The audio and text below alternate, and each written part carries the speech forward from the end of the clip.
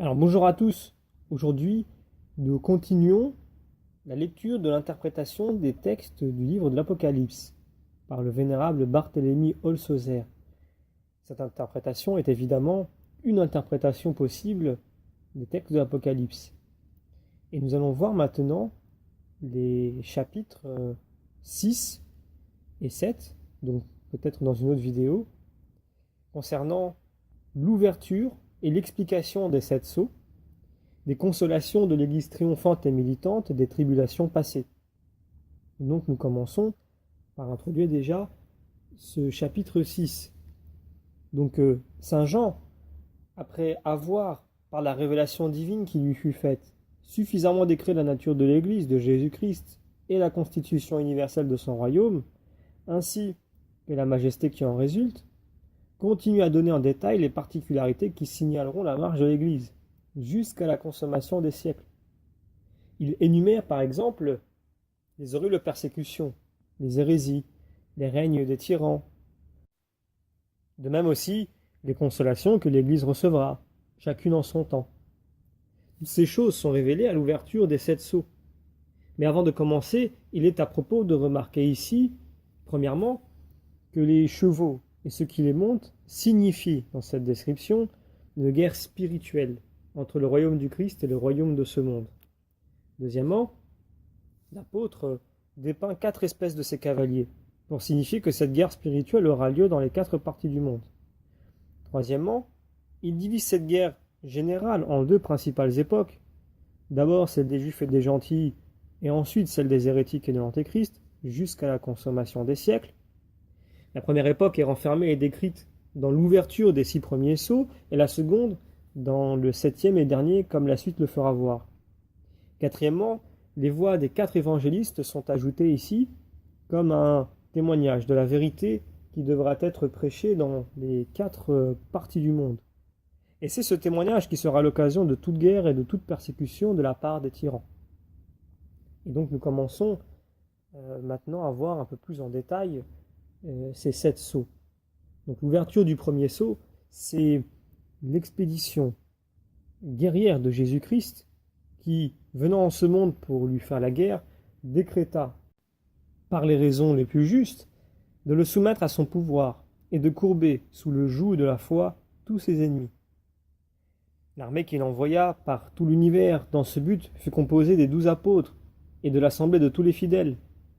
C'est pourquoi saint Jean dit, au verset 1, « Et je vis », donc dans l'imagination et en esprit, que l'agneau avait ouvert et exécuté l'un, donc le premier et le principal, des 7 sceaux, selon la volonté de son Père, qui envoya dans le monde son Fils unique fait homme, et le constitua roi de l'univers. Or, comme ni les Juifs ni les gentils ne voulurent l'admettre, le Christ se vit obligé de prendre l'offensive et de leur faire la guerre avec son armée pour pouvoir entrer dans son royaume et dans sa gloire. Le texte continue. Et j'entendis, donc toujours en imagination, en esprit, l'un, donc le premier, des 4 animaux, soit des 4 évangélistes, c'est-à-dire saint Matthieu, qui dit dans le même chapitre où il décrit cette terrible guerre que Jésus-Christ fait au monde, « Voilà que je vous envoie comme des brebis au milieu des loups ». Donc je reprends. Et j'entendis l'un des 4 animaux disant comme une voix de tonnerre. Donc en effet, saint Matthieu, le premier témoin de la vérité évangélique, annonce d'une voix forte la guerre terrible et qui suivra la prédication de l'évangile. Donc la suite, disant, viens et vois. C'est une manière de parler pour exciter l'attention particulière de quelqu'un sur une chose. Je regarderai, dit-il, donc en esprit, en imagination. Et le verset 2 nous continue. Et je vis un cheval blanc. Celui qui était monté dessus avait un arc, et on lui donna une couronne, et il partit en vainqueur pour vaincre. Alors, ce texte décrit le général en chef de cette armée, ainsi que sa puissance et sa force. Ce cheval, c'est l'assemblée des apôtres et des disciples du Christ. Il est dit de couleur blanche par métaphore à cause de la candeur, de la pureté, de la vérité, de la simplicité et de la sainteté de son armée. Car de même que le cheval blanc tire son nom et sa couleur de la blancheur de son poil, ainsi les saints obtiennent leur sainteté, soit la blancheur de leur pureté, de la grâce sanctifiante. Ils sont comparés à un cheval à cause de la force et de la vélocité avec lesquelles ils parcoururent, en très peu de temps, tout l'univers, et ils prêchèrent l'évangile et le nom de notre Seigneur Jésus-Christ. Donc le texte dit, celui qui était monté dessus avait un arc. Ces paroles s'appliquent au Christ, qui est le grand chef de cette guerre, et qui est représenté comme assis sur les siens, les dirigeant avec le frein de la crainte du Seigneur, et les excitant à la course avec les éperons de la charité de Dieu et du prochain, et à l'aide de sa sainte grâce, dont les apôtres et les autres disciples de la primitive Église étaient pourvus abondamment.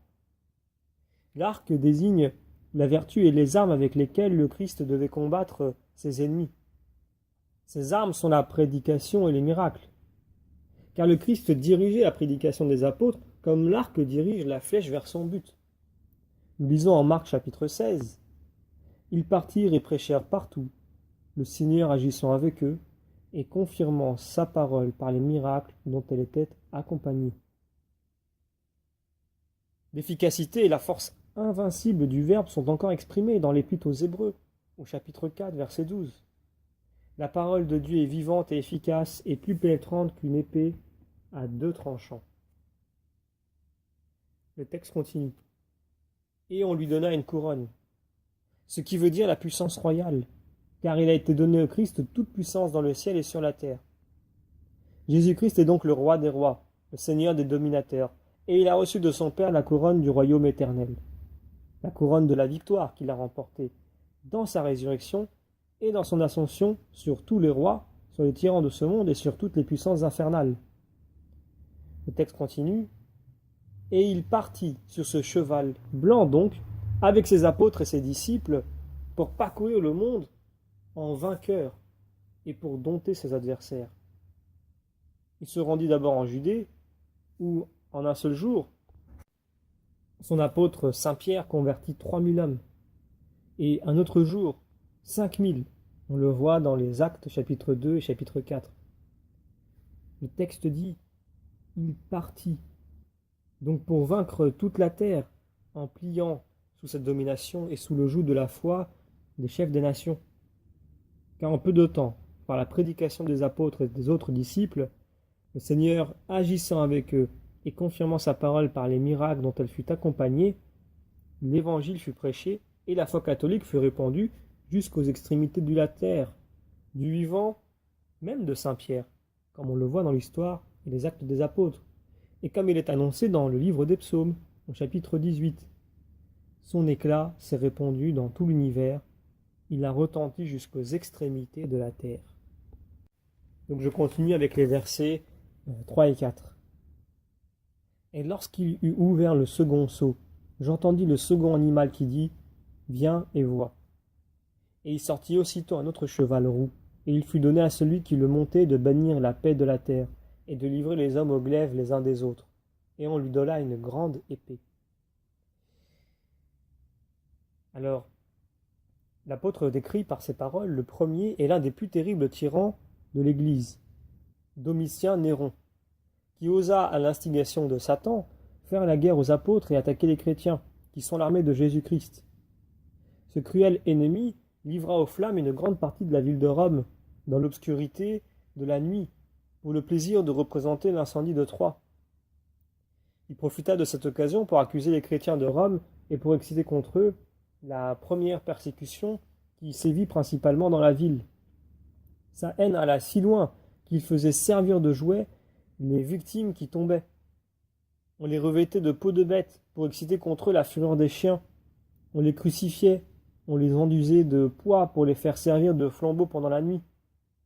Le nombre des chrétiens qu'on brûla dans cette persécution fut si considérable que la graisse humaine coulant sur l'arène des amphithéâtres y laissait des traces. Ce tyran si cruel fit mourir Saint Pierre, Saint Paul, Sénèque, son précepteur, et n'épargna pas même sa propre mère, son épouse, son frère et ses sœurs. C'est donc avec justice que l'apôtre lui applique cette description donnée plus haut. Et le texte nous dit également « Et lorsqu'il eut ouvert le second sceau, j'entendis le second animal qui dit « Viens et vois ». Donc ce second animal, c'est saint Luc, qui rend ici un témoignage de vérité au saint martyr que Néron fit égorger. Car il a été dit plus haut que cet animal était semblable à un veau, parce que son évangile commence par le sacerdoce, par lequel les veaux étaient immolés en sacrifice et en hostie agréable au Seigneur.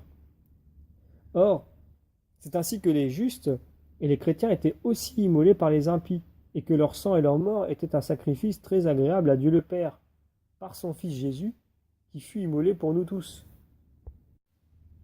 Donc je continue avec le verset 4 qui termine ainsi. Et il sortit aussitôt un autre cheval roux. Ce cheval, c'est le peuple romain sous Domitien Néron. Il est proprement appelé roux à cause de l'incendie de la ville de Rome et de la combustion de tant de chrétiens. De même aussi à cause de l'effusion de leur sang, comme il est dit plus haut. Le texte écrit également « Et il fut donné à celui qui le montait », donc c'est-à-dire que Dieu permet à l'empereur Néron, qui siégeait à Rome l'an 53, de se montrer aussi cruel envers les chrétiens. C'est dans le même sens que Jésus-Christ dit à Pilate « Vous n'auriez aucun pouvoir sur moi s'il ne vous avait été donné d'en haut. » Donc je reprends ce passage. « Et il fut donné à celui qui le montait de bannir la paix de la terre. » Donc premièrement, à l'égard des chrétiens qu'il faisait persécuter et mettre en fuite, surtout à Rome et ailleurs encore, et deuxièmement, à l'égard aussi de son empire, qui fut troublé par les maléfices, la cruauté, le carnage, et par une aveugle tyrannie. C'est pourquoi il est dit de lui qu'il bannit la paix de la terre, donc qu'Octave Auguste avait donné à tout l'univers. Et le texte continue, et de livrer les hommes au glaive les uns des autres. C'est ce qui se vérifia à l'occasion de sa perfidie. Néron ayant été assassiné, Sergius Galba, l'aîné, usurpa l'empire et adopta pour son fils Pison le Jeune, de mœurs corrompues, qui désigna pour son successeur. Celui-ci fut tué dans le forum par les soldats du factieux Othon. 3 mois après, ce même Othon, vaincu par l'armée de Vitellius, se donna lui-même la mort. Et l'année n'est pas encore écoulée que Vitellius, vaincu dans 3 combats qui lui livrèrent, à Rome même, les partisans de Vespasien, est traîné nu dans les rues de la ville, égorgé, et enfin jeté dans le Tibre. Le texte continue, et on lui donna une grande épée, c'est-à-dire la puissance de tuer les chrétiens, car Néron fut le premier d'entre les empereurs romains qui souleva la persécution contre l'Église, fit mourir les princes des apôtres, Pierre et Paul, et un grand nombre de chrétiens, tant dans la ville que dans tout l'empire. Alors, j'enchaîne avec le verset 5 et ensuite le verset 6. Quand il eut levé le 3e sceau, j'entendis le 3e animal qui dit « Viens et vois ». Et voilà un cheval noir, et celui que le montait avait dans sa main une balance. Et j'entendis une voix comme du milieu des 4 animaux, disant « La mesure de blé se vend 1 drachme, et 3 mesures d'orge 1 drachme. N'altérez point le vin et l'huile. » Ces paroles décrivent le sac de la ville de Jérusalem et l'extermination de la synagogue des Juifs, qui devait avoir lieu pour accomplir la parole du Christ, en Matthieu chapitre 23 et Luc chapitre 13. Je continue le texte. Quand il eut levé le 3e sceau, j'entendis le 3e animal qui dit « Viens et vois ». Par ce 3e animal, on entend l'évangéliste saint Marc, qui fut comparé plus haut à un lion, parce que son évangile commence par la prédication de la pénitence de saint Jean-Baptiste aux Juifs, lesquels rejetèrent sa parole comme ils rejetèrent celle de Jésus-Christ même. C'est donc par une juste conséquence de la dureté de leur cœur que le Christ révèle ici à saint Jean cette peine et cette extermination de la nation et de la synagogue des Juifs. Et le texte continue, et voilà un cheval noir. Ce cheval noir, c'est la ville de Jérusalem avec ses habitants. Il est noir, premièrement, à cause de l'aveuglement des Juifs et de la synagogue qui firent mourir notre Seigneur Jésus-Christ, qui refusèrent de croire à sa divinité et résistèrent au Saint-Esprit, même après avoir été les témoins de la résurrection du Sauveur. Deuxièmement, ce cheval est noir à cause de la famine inouïe qui fit périr à Jérusalem, en rapport de l'historien juif Joseph, jusqu'à 1 100 000 âmes. Titus, fils de Vespasien, bloqua la ville et la ceignit d'une muraille de 40 stades, soit 5000 pas, ou environ 2 lieues, et fit construire en dehors de ces murs 13 forts de 1250 pas de circonférence, chacun, pour réduire plus facilement ses habitants. Cet immense ouvrage fut terminé dans l'espace de 3 jours, c'est-à-dire avec une célébrité au-dessus des forces humaines, afin que la parole du Christ fût accomplie. Nous lisons en Luc chapitre 19, « Car des jours viendront sur toi, et tes ennemis t'environneront de murailles, et ils t'enfermeront, et ils te presseront de toutes parts. Et ils te renverseront par terre, toi et tes fils qui sont en toi, et ils ne laisseront pas en toi pierre sur pierre. » C'est là ce qui fut accompli à la lettre, lorsque Titus bouleversa la ville de Jérusalem de fond en comble et l'occupa. Et celui qui le montait, écrit le texte, ce fut Flavius Vespasien, qui monta sur le trône de l'Empire l'an de Jésus-Christ 69.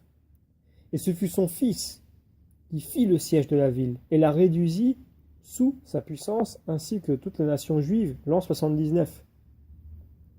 Le texte continue. Il avait dans sa main une balance.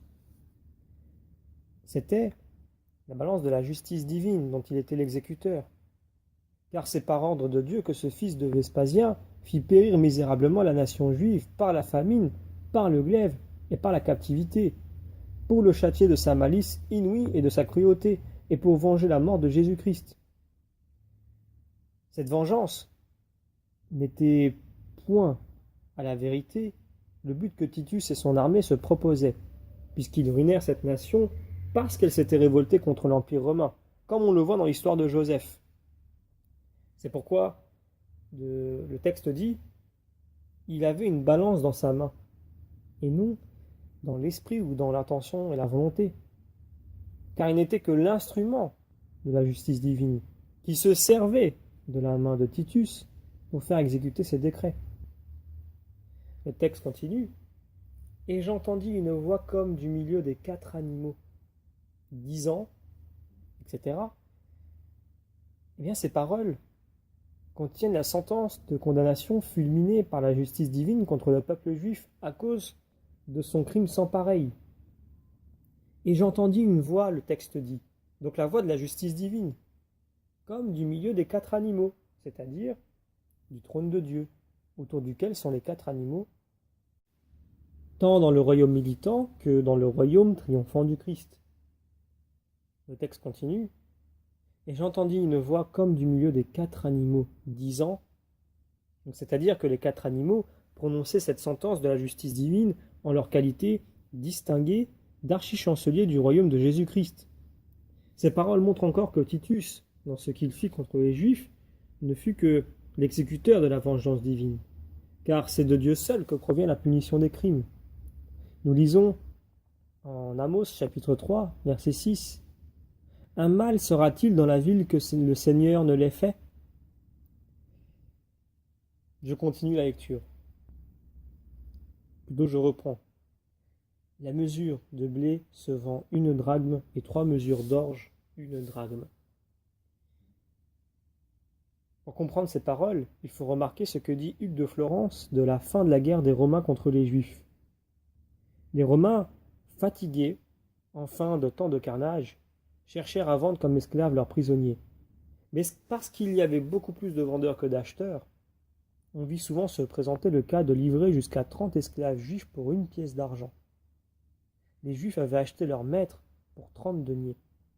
C'est ainsi qu'en revanche, et par contraire, on en vendait jusqu'à 30 pour 1 seul denier. Deuxièmement, il faut aussi remarquer que le mot du texte latin bilibris est composé de bis, donc 2, et libra, qui veut dire livre, c'est-à-dire 2 livres qui font 1 drachme. Troisièmement, il faut savoir que ces 5 juifs désignent un livre, parce que les 5 livres de Moïse étaient admis par tous les juifs et par chacun d'eux en particulier. Les autres livres, appelés sadducéens, ne sont pas admis par les juifs. Quatrièmement, le blé signifie les plus puissants, les plus adroits et les plus nobles d'entre les Juifs. L'orge, au contraire, qui est une sorte de grain inférieur, indique la basse classe de ce peuple. Cinquièmement, par le vin et par l'huile, que le texte recommande de ne point altérer, on entend les chrétiens qui furent en effet épargnés par l'armée de Titus. Car avant le siège de Jérusalem, les chrétiens qui se trouvaient dans la ville et dans la Judée furent avertis par un ange et passèrent le Jourdain pour se réfugier dans la ville de Péla, qui faisait partie du royaume d'Agrippa, allié des Romains. D'ailleurs, le vin signifie métaphoriquement la charité envers Dieu, et l'huile, la charité envers le prochain. Pour tout ce qu'on vient de dire, on peut comprendre ce passage. La mesure de blé, c'est-à-dire 10 principaux d'entre les Juifs, se vend 1 drachme et 3 mesures d'orge, soit 30 personnes du bas peuple, 1 drachme. N'altérez point le vin et l'huile. C'est-à-dire que les chrétiens devaient être préservés. Donc je continue avec la lecture des versets 7 et 8. Lorsqu'il eut levé le 4e sceau, j'entendis la voix du 4e animal disant « Viens et vois ». Et voilà un cheval pâle, et celui qui le montait s'appelait la mort, et l'enfer le suivait. On lui donna la puissance sur les 4 parties de la terre pour faire mourir les hommes par l'épée, par la famine, par la mortalité et par les bêtes sauvages. Donc, après que la nation juive, cet ennemi acharné de Jésus-Christ et de tous les chrétiens, eut été vaincue et détruite, Domitien suscita contre ceux-ci la seconde persécution générale et fit une guerre cruelle au christianisme.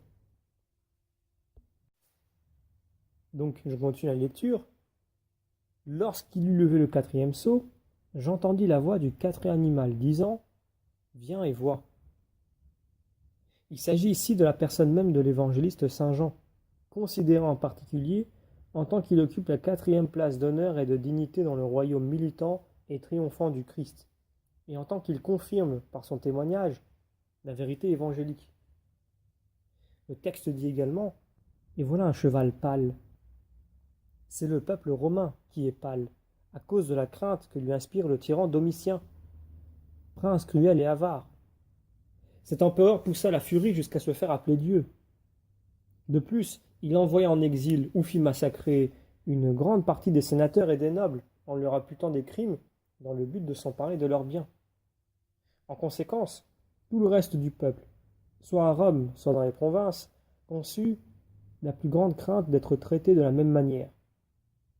Or, comme la frayeur produit la pâleur, il est dit ici avec vérité que le peuple romain de ce temps-là ressemblait à un cheval pâle. Le texte dit également « Et celui qui le montait » s'appelait la mort. Donc c'est l'empereur Domitien qui fut élevé à l'Empire l'an de Jésus-Christ 81. Il s'appelait la mort, premièrement parce qu'il fit massacrer, comme il a été dit, un grand nombre d'innocents et surtout de chrétiens, contre lesquels il souvela la seconde persécution qu'on peut considérer comme une suite et une conséquence de celle de Néron. Deuxièmement, parce qu'il tomba dans des embûches et fut tué lui-même par l'affranchi du consul Clément, qu'il avait fait condamner sous prétexte d'impiété. Et c'est ainsi qu'il disparut et que son souvenir même fut effacé. Le texte dit également « Et l'enfer le suivait », c'est-à-dire qu'étant mort dans son impiété d'une manière subite et imprévue, ce malheureux fut précipité dans les gouffres de l'enfer. Et on lui donna puissance sur les 4 parties de la terre, nous dit le texte, dans lesquelles s'étendait alors l'Empire romain, pour faire mourir les hommes par l'épée, par la famine, par la mortalité et par les bêtes sauvages. Ces paroles font voir la cruauté de cette persécution par la variété des supplices et par les divers genres de morts qui l'accompagnèrent. Ce tyran fit mourir les hommes, premièrement par l'épée. C'est par son ordre, en effet, qu'une grande quantité de chrétiens périrent par le glaive dans toutes les parties de son empire. Deuxièmement, par la famine, puisque plusieurs moururent dans les prisons, dévorés par la faim. Troisièmement, par la mortalité. Ces mots désignent en général les divers supplices qu'on infligeait aux chrétiens pour les mettre à mort. On les pendait, on les noyait, on les brûlait, on les suffoquait. Quatrièmement, et par les bêtes sauvages, C'est-à-dire qu'on se faisait un délice de ce genre particulier de tourment qui consistait à exposer les chrétiens par dérision et par divertissement pour les faire dévorer par les bêtes féroces. On n'a qu'à lire, pour s'en convaincre, les histoires ecclésiastiques, le martyrologe et les vies des saints. Donc nous terminons ici cette interprétation des textes du livre de l'Apocalypse, des versets 1 à 8 du chapitre 6.